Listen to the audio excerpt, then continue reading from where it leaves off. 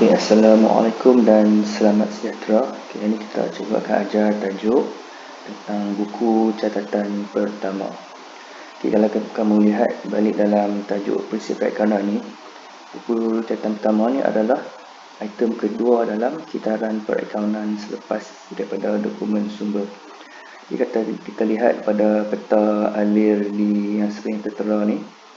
Okay, mula-mula sekali kita ada dokumen sumber. Contohnya mungkin kita ada invoice, okay, ada nota debit, nota kredit, kita receipt, voucher bayaran, memo dan mungkin lain-lain lagi dokumen. Okay, daripada dokumen-dokumen ini semua kita kena buat analisis, dan antara maklumat yang penting yang kita kena dapatkan daripada dokumen-dokumen ini adalah yang pertama, kita kena tahu jenis urus niaga, kena ambil maklum tentang tarikh. Kita kena fikirkan tentang butiran yang kita akan catat, dan juga akhir sekali kita akan ambil amount. Jadi kesemua empat maklumat tu kita akan masukkan dalam buku catatan pertama. Mungkin terdiri pada buku tunai runcit, buku tunai, jurnal khas dan juga jurnal am. Itu adalah kaitan antara dokumen sumber dan buku catatan pertama. Okay, yang kedua kita akan lihat apakah jenis-jenis buku catatan pertama. Okay, dia terbahagi kepada 3 buku utama. Yang pertama ialah jurnal, yang kedua adalah buku tunai, dan yang ketiga adalah buku tunai runcit. Okay, dan jurnal pula dibahagikan kepada 2, iaitu jurnal am dan juga jurnal khas. Manakala jurnal khas boleh dipecahkan kepada jurnal belian, jurnal pulangan belian, jurnal jualan, jurnal pulangan jualan, jurnal pembayaran tunai dan jurnal penerimaan tunai.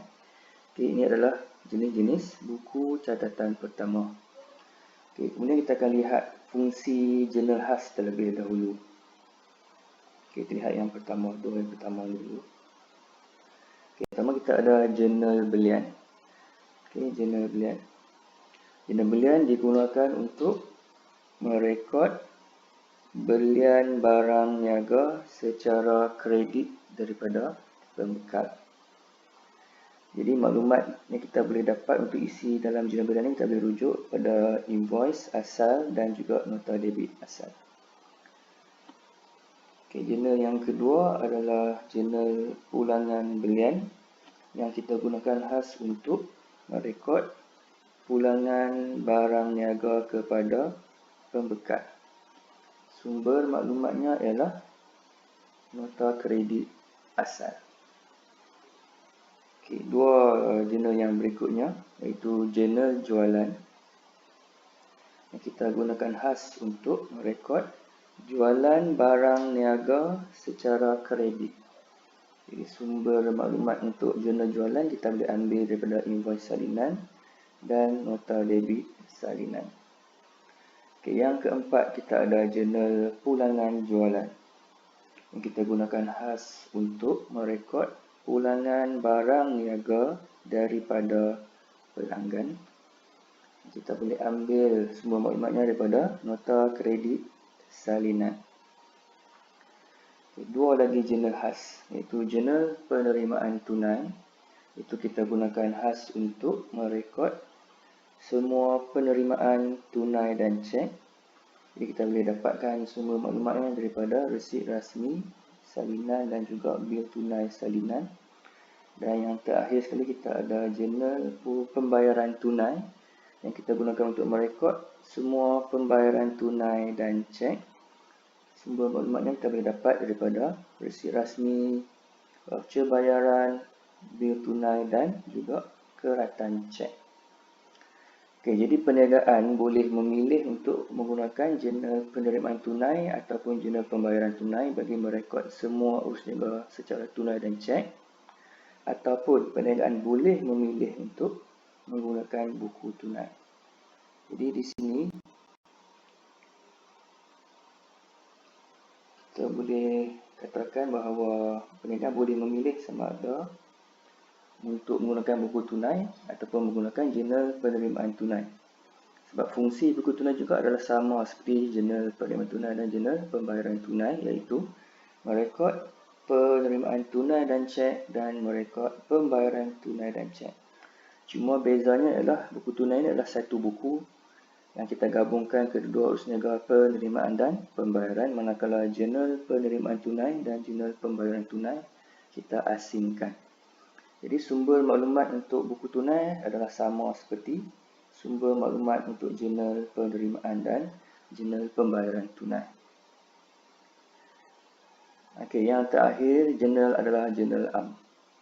Jadi kalau kita baca ayat di atas tu, sekiranya sesuatu urus niaga itu tidak boleh direkodkan dalam jurnal khas, buku tunai ataupun buku tunai runcit, buku tunai runcit kita belum bincang lagi, maka urus niaga akan direkod dalam jurnal am.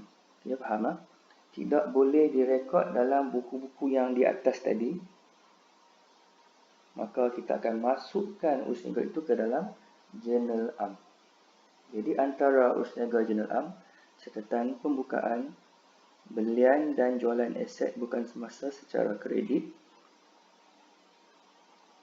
ambilan barang niaga dan aset bukan semasa, modal tambahan selain tunai dan bank, catatan pelarasan, catatan penutup, pembetulan kesilapan dan pembubaran perniagaan berbentuk perkongsian mencatat catatan akaun realisasi. Okey, yang tu kamu akan belajar dalam tingkatan 5. Okey, jadi kita dah tengok fungsi-fungsi jurnal khas, jurnal am dan buku tunai. Jadi sekarang ni kita akan lihat kepada format. Okey, format jurnal. Kita lihat dulu format jurnal am. Okey, jadi kita ada lajur tarikh untuk merekod tarikh, butir kita gunakan untuk merekod nama akaun. Okey, folio FOL tu laju folio untuk merekodkan kod rujukan akaun. Debit dan kredit kita akan rekodkan angka ringgit akaun yang didebitkan dan juga akaun yang dikreditkan. Jadi sebagai contoh lah, katakan cikgu kata cikgu membeli perabot secara kredit. Okay, katakan hal ni tarikh apa? Hal ni tarikh 9 hari bulan April. Okay, katakan contoh tahun 2020. Okay, kita ada April 9. Okay, cikgu membeli perabot secara kredit. Jadi, mula-mula sekali kita akan catat nama akaun perabot. Okay, yang debit dulu. Kemudian kita akan kreditkan nama akaun belum bayar kedai perabot dulu. Katakan cikgu buat contoh.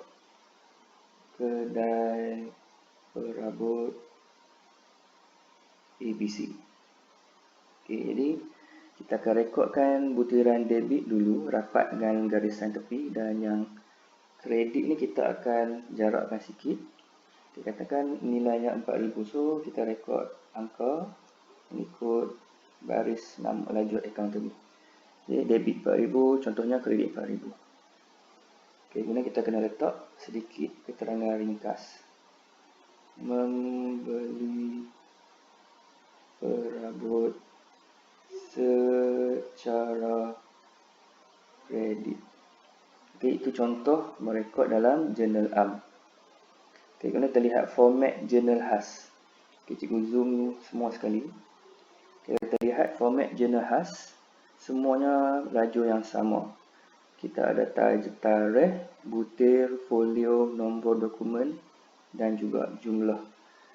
Cuma beza dia adalah fungsi lah. Jadi kita lihat jurnal jualan untuk merekod jualan barang secara kredit.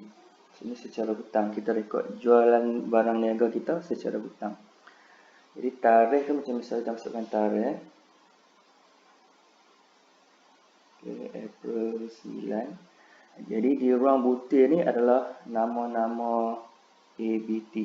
Okay, nama-nama akaun belum terima. So ni adalah yang berhutang dengan kita. Okay, kita catatkan nama-nama akaun belum terima. Nombor dokumen kita akan catatkan nombor invoice ataupun dokumen yang lain. Dan kita akan catatkan jumlah RM-nya. Sebagai contoh, katakan cikgu jual barang kepada akaun belum terima A. Kita letaklah nama dia, akaun belum terima A. Okay, kita letak nombor dokumen, contohnya kita punya invoice 1, 2, 3, 4. Kita jual kat dia 2,000, so kita perlu letak nilai RM2,000.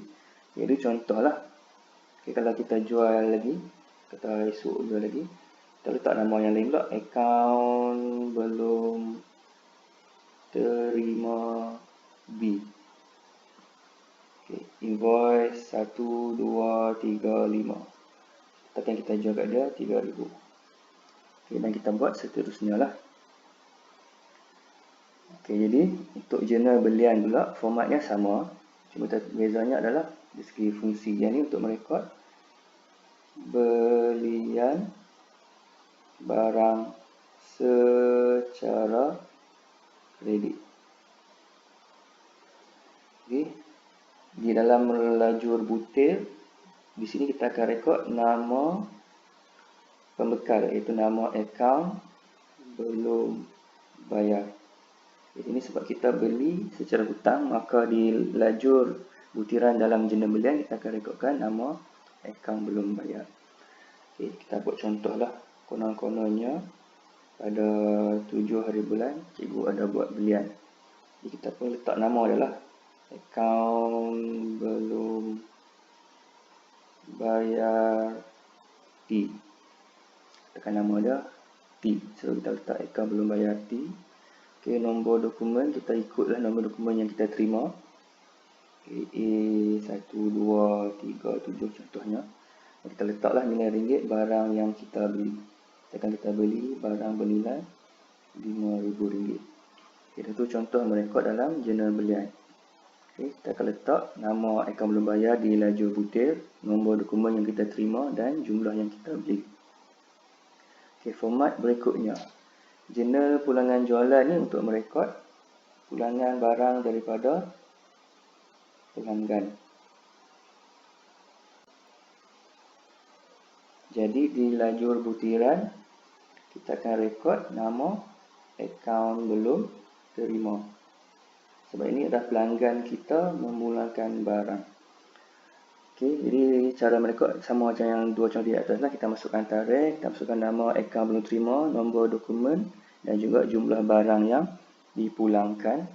Manakala yang terakhir sekali, jurnal pulangan belian, fungsinya macam tadi kita dah tengok, pulangan barang kepada pembekal. Jadi di lajur butiran jurnal pulangan belian kita akan masukkan nama akaun belum bayar. Okay, so rangkap merekod sama macam dua contoh yang atas. Masukkan tarikh, masukkan nama akaun belum bayar, nombor dokumen dan jumlah barang yang kita pulangkan kepada pembekal. Dan yang terakhir untuk hari ini, cikgu nak terangkan format buku tunai. Okay, so buku tunai ni dia sebenarnya macam ledger juga. Dia ada sebelah kiri dan sebelah kanan. Okay, ini sebelah debit, itu sebelah kiri. Dan sebelah kredit, iaitu sebelah kanan.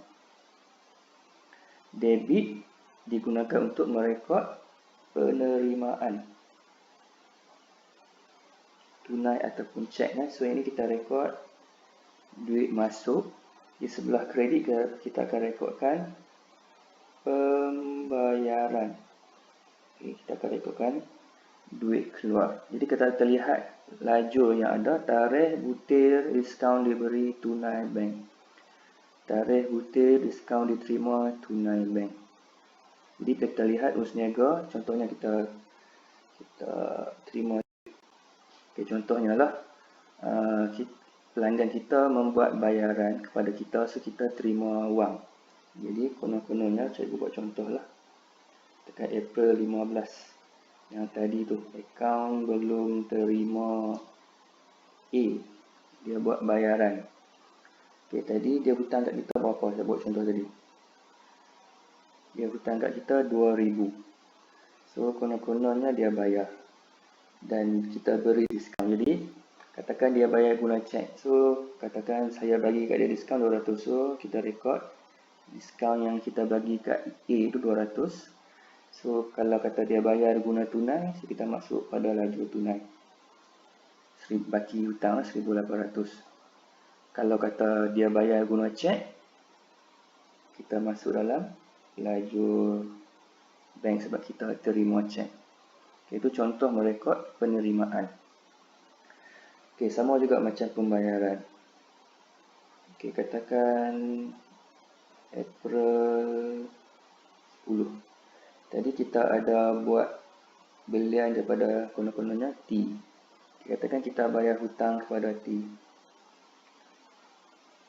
Jadi, kita akan rekod lah butiran dah.